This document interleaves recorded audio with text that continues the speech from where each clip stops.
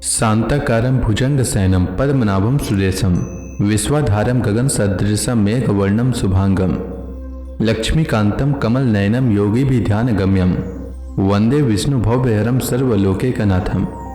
मंगलम भगवान विष्णु मंगलम गरुड़ध्वज मंगलम पुंडरीकाक्ष मंगलाय तनोहरि।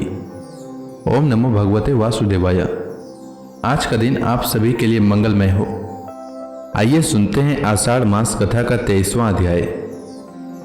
श्री सुखदेव जी आगे कहते हैं, परीक्षित, राजा विदर्भ की भोज्या नामक पत्नी से 3 पुत्र हुए, कुश, क्रथ और रोमपाद। रोमपाद विदर्भ वंश में बहुत ही श्रेष्ठ पुरुष हुए। रोमपाद का पुत्र बब्रू, बब्रू का कृति, कृति का उसिक और उसी का चेदी। राजन, इस चेदी के वंश में ही दमघोष एवं शिशुपाल आदि हुए। क्रथ का पुत्र हुआ कुंती, कुंती का धृष्टि, धृष्टि का निर्वृति, निर्वृति का दशार्ह और दशार्ह का व्योम, व्योम का जिमुत, जिमुत का विकृति, विकृति का भीमरथ, भीमरथ का नवरथ और नवरथ का दशरथ हुआ। दशरथ से शकुनी, शकुनी से करम्भी, करम्भी से देवरात, देवरात से देवक्षत्र, देवक्षत्र से मधु, मधु से कुरुवश और कुरुवश से अनु हुए। अनु से पुरुहोत्र, पुरुहोत्र से आयु और आयु से सात्वत का जन्म हुआ। परीक्षित, सात्वत के 7 पुत्र हुए, भजमान, भजी, दिव्य, वृष्णि, देवावृत, अंधक और महाभोज। भजमान की 2 पत्नियां थीं, 1 से 3 पुत्र हुए, निम्लोची, किमकिण और दृष्टि। दूसरी पत्नी से भी 3 पुत्र हुए, सताजीत, शस्त्राजीत और अयुताजीत। देवावृत के पुत्र का नाम था बब्रू। देवावृत और बब्रू के संबंध में यह बात कही जाती है, हमने दूर से जैसा सुन रखा था अब वैसा ही निकट से देखते भी हैं। बब्रू मनुष्यों में श्रेष्ठ है और देवावृत देवताओं के समान है। इसका कारण यह है कि बब्रू और देवावृत से उपदेश लेकर 14,065 पुरुष परम पद को प्राप्त कर चुके हैं। सात्वत के पुत्रों में महाभोज भी बड़ा धर्मात्मा था, उसी के वंश में भोजवंशी यादव हुए। परीक्षित, वृष्णि के 2 पुत्र हुए, सुमित्र और युधाजित। युधाजित के सिनी और अनमित्र ये 2 पुत्र थे। अनमित्र से निम्न का जन्म हुआ। सत्राजित और प्रसेन नाम से प्रसिद्ध यदुवंशी निम्न के ही पुत्र थे। अनमित्र का एक और पुत्र था जिसका नाम था सिनी। सिनी से ही सत्यक का जन्म हुआ। इसी सत्यक के पुत्र युथान थे जो सात्विकी के नाम से प्रसिद्ध हुए। सात्विकी का जय, जय का कुणी और कुणी का पुत्र युगंधर हुआ।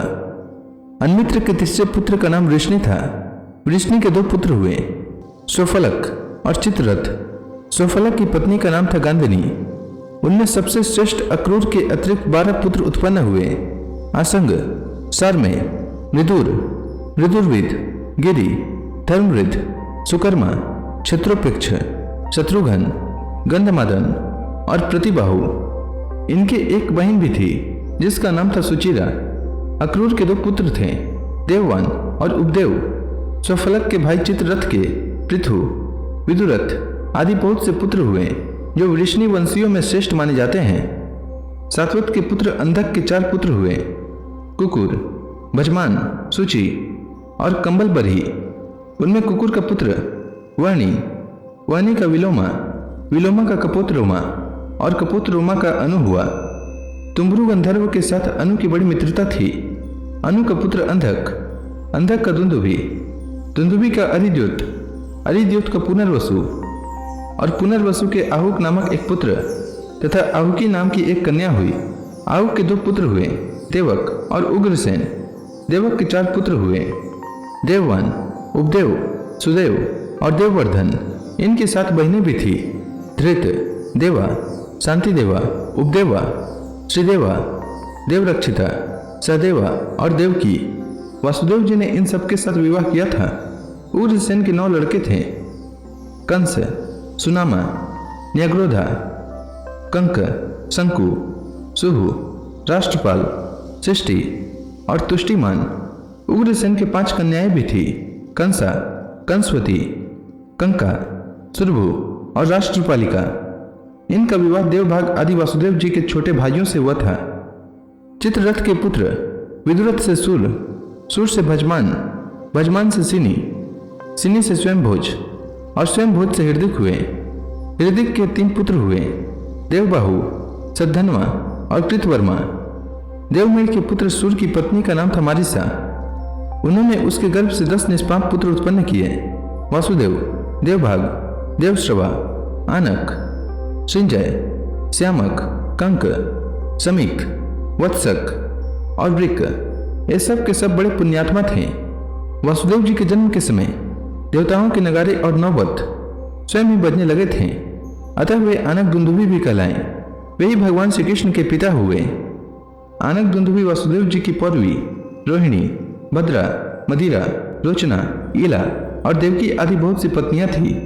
रोहिणी के गर्भ से वसुदेव जी के बलराम, गद, सारण, दुर्मद, विपुल, ध्रुवा और कृत आदि पुत्र हुए थे।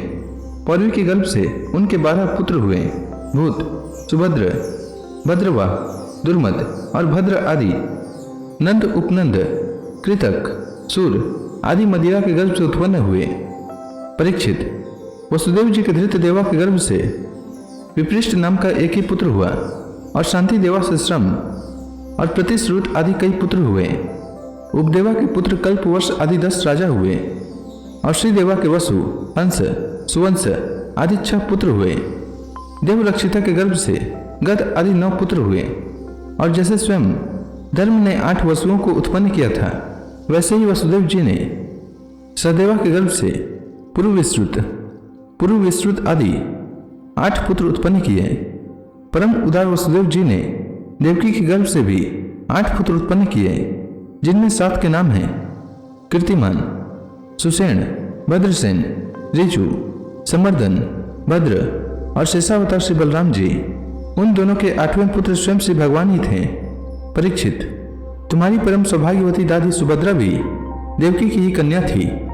जब जब संसार में धर्म का ह्रास और पाप की वृद्धि होती है, तब तब सर्वशक्तिमान भगवान श्रीहरि अवतार ग्रहण करते हैं। परीक्षित, भगवान सबके दृष्टा और वास्तव में असंग आत्मा ही है, इसलिए उनकी आत्मस्वरूपिणी योग माया के अतिरिक्त उनके जन्म अथवा कर्म का और कोई भी कारण नहीं है।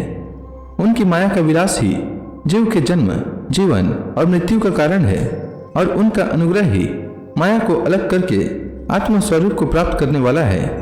जब असुरों ने राजाओं का वेश धारण कर लिया और कई अक्षोहिणी सेना इकट्ठी करके वे सारी पृथ्वी को रौंदने लगे, तब पृथ्वी का भार उतारने के लिए भगवान मधुसूदन बलराम जी के साथ अवतीर्ण हुए। उन्होंने ऐसी ऐसी लीलाएं की जिनके संबंध में बड़े बड़े देवता मन से अनुमान भी नहीं कर सकते। शरीर से करने की बात तो अलग रही, पृथ्वी का भार तो उतारा ही, साथ ही कलयुग में पैदा होने वाले भक्तों पर अनुग्रह करने के लिए भगवान ने ऐसे परम पवित्र यश का विस्तार किया, जिसका गान और श्रवण करने से ही उनके दुख, शोक और अज्ञान सब के सब नष्ट हो जाएंगे। उनका यश क्या है? लोगों को पवित्र करने वाला श्रेष्ठ तीर्थ है। लीला पुरुषोत्तम भगवान अवतीर्ण हुए मथुरा में वसुदेव जी के घर, परंतु वहां रहे नहीं। वहां से गोकुल में नंद बाबा के घर चले गए।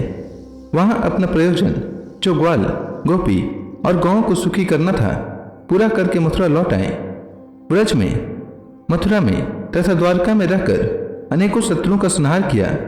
कौरव और पांडवों के बीच उत्पन्न हुए आपस के कलह से उन्होंने पृथ्वी का बहुत सा भार हल्का कर दिया तथा युद्ध में अपनी दृष्टि से ही राजाओं की बहुत सी अक्षौहिणियों को ध्वंस करके संसार में अर्जुन की जीत का डंका पिटवा दिया। फिर उद्धव को आत्म तत्व का उपदेश किया और इसके बाद वे अपने परम धाम को सिधार गए। तो इसी के साथ श्रीमद् भागवत महापुराण में वर्णित विदर्भ के वंश का वर्णन नामक यह अध्याय समाप्त हुआ। इसके आगे की कथा मैं कल के अध्याय में सुनाऊंगा। तब तक के लिए भगवान हरि का नाम लेते रहें। तो प्रेम से बोलिए भगवान विष्णु की जय, श्री कृष्ण भगवान की जय, समस्त देवी देवताओं की जय।